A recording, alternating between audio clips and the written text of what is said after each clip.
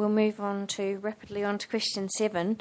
More broadly, where the required sustainable design measures cannot be achieved, is there a role for an offset scheme? And we've already had waste raised as another issue that hadn't been set out here, but whether or not there's other matters which could be used to fund projects to improve the sustainability of the city. I mean, there are quite a lot of matters that are already set out, but are there any other further matters other than waste that people would like to raise as being appropriate to include within a sustainable offset scheme?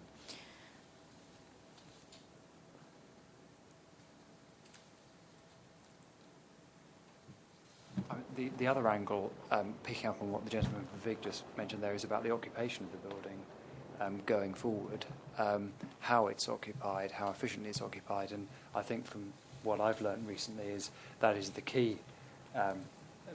The use of the building, manuals, how air conditioning and other things are used, blinds being drawn and things are a major impact. So I think that could be something that we look at. I think that's quite interesting. Certainly there's some of the stuff that came out of the retrofitting Soho work, which a lot of people here will be familiar with, was in relation to looking at the ongoing operations and the sort of problems between the tenant and the landlord, and particularly with those sort of inputs of capital in order to make a building more sustainable in the first instance and recouping some of that capital costs. And I don't know whether or not whether or not there was a relationship between that and what we're talking about here tonight about the offsetting fund. No relationship. Excellent. All right. The gentleman down the front.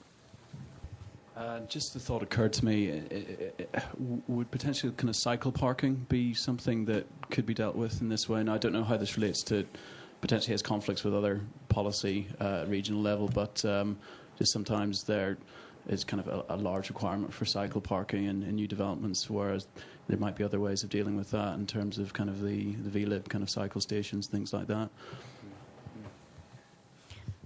So are you thinking more broadly about...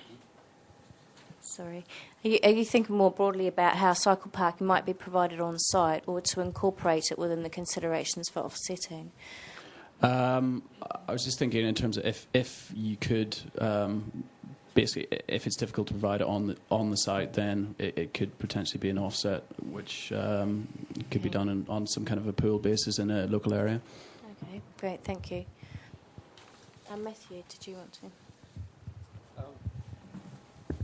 It's just that provision for cycling is often just related to the cycle stands, but I know that from people who commute to work, one of the key things that they would welcome, and developers might care to think about, is sort of showers, either in the basement or on ground floor or whatever, because you arrive in your kit, you're probably a bit hot and sweaty, and then you want to get into your suit or your dress or whatever it is, and that to me is a way of promoting cycling as much as actually putting up more cycle stands around. It's making it possible to live a business life and at the same time carry out a sort of sports activity on the way in and on the way out, and showers and changing and so on within the building are very useful in promoting that overall. Great, thank you. Are there any other comments? Oh, okay. Well, just a brief one, really, following on from Matthew Bent's comment on cycling. I think there's a tension in the relationship between the sustainability agenda, the car parking policy, and concepts of on-street parking stress, combined with trying to maximise the residential development capacity of the city.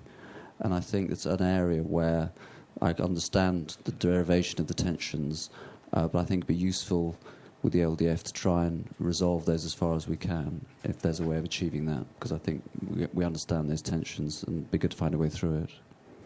Do you have any suggestions for us?